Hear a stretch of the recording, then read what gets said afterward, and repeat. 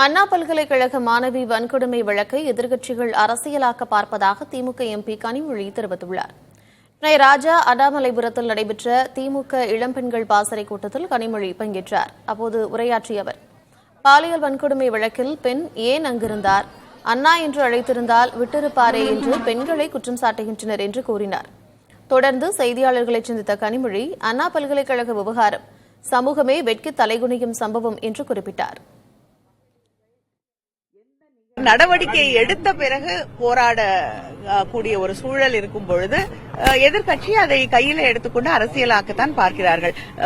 FIR league கூட கொஞ்ச நாள் வரைக்கும் பிஜேபி பேசிட்டு இருந்தது. அதுக்கப்புறம் இல்ல. ஆனா அந்த தலைவர்களே அது அவங்களோட ட்விட்டர் பக்கத்திலையும் வெளியிட்டார்கள்.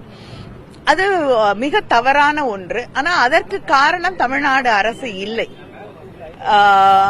அந்த நேஷனல் இன்வெஸ்டிகேஷன் பியூரோக்கு கீழே வரக்கூடிய என்ஐசிலேயே அங்க இருக்கக்கூடிய டெக்னிக்கல் ஃபால்ட்